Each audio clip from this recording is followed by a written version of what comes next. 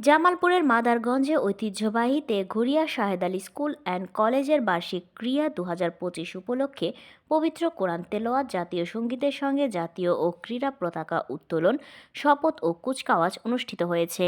জামালপুর জেলা প্রতিনিধি মোহাম্মদ আলী জিন্নাত জানান, অত্র প্রতিষ্ঠানের অধ্যক্ষ মশিউল আলমের সভাপতিত্বে ও সহকারী প্রধান শিক্ষক ফরহাদ হোসেন মন্টুর সঞ্চালনায় প্রধান অতিথির বক্তব্য রাখেন মাইক্রোফাইবার গ্রুপের মহাব্যবস্থাপক তেঘরিয়া শাহেদ আলী হাই স্কুল অ্যালুমিনিয়াই অ্যাসোসিয়েশনের আহ্বায়ক শাহ জেকরুল ইসলাম সুজন।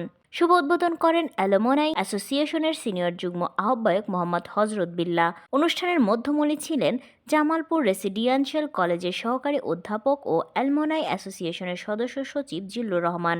পৃষ্ঠপোষকতায় ছিলেন ঢাকা আলমাহি ইন্টারন্যাশনালের ব্যবস্থাপনা পরিচালক এবং সমাজসেবক MK আলাল মোল্লা।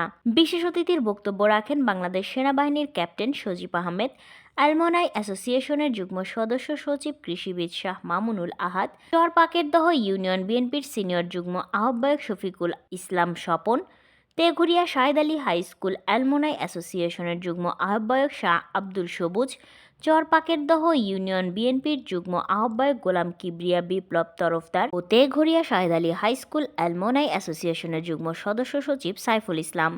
এরপর অতিথিদের মাঝে সম্মাননা ক্রেস্ট প্রদান করে স্কুল কর্তৃপক্ষ।